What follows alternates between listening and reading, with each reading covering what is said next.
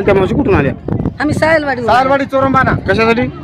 कार्यक्रमासाठी साडी द्यायला तिथं सगळं खाय म्हणून आणून तिथून बोलवले आणि ढकलून काढून गेले.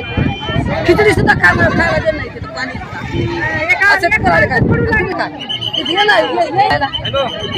कशाला बोलवलं एवढ्या बाळाला? धमाचार केलं का मोदीनं सगळं? मतदान घ्यायसाठी बोलवलं का? आमच्या बाळा आमच्या नवऱ्या मारून तर काय करणार? मारणार का तुला? काम सोडून आले का इथं? माय तू वय 70 ते 80 वर्ष झालंय. तू कशासाठी नेमकी इकडे आली होती? कशासाठी? या उत्सवाच्या सणासाठी साडीसाठी. मग भेटली का साडी? हा? साडी नाही, जेवण नाही. काय म्हणले तुम्हाला? काहीच देणं नाही ना. कशासाठी बोलवलं तुम्हाला? काय म्हणून बोलवलं? साड्या सभा आहे, साड्या भेटतात, सभा हाय, ते हाय ते हाय म्हणून बोलवलं. काय देत? जेवायचं झालं का सोय? जेवण नाही. जेवण नाही. आम्ही चिंचवण आलो. बचत गटाची मीटिंग आहे म्हणून इथे आलो आम्ही. मात्र या साड्या वगैरे आम्हाला भेटतील म्हणून आम्हाला काही आशा नव्हती याची.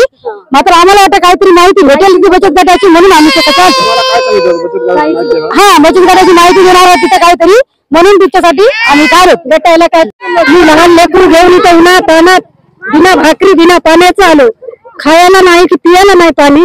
एक तर लडक्या बहिणीचं आम्हाला मोठे विषयाने सांगायला या आणि इथं येऊन आमची बेहाल करायला.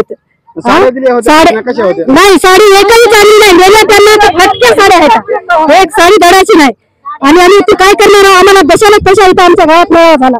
मनाठ्याला किती शिस्त प्रमाण झाला. किती साडी छान झाली. काहीच नाही. बिना पाण्याची नोकरी तरसायला कोरडं फुकवून झालं. पाणी सुद्धा एवढं भेटलं नाही.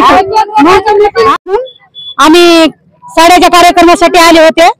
पण आम्हाला या गर्दीमुळे साडी नाही, तुमचं जेवण नाही, पाणी सुद्धा नाही की आम्ही आता आल्या तशा परत चालल्या.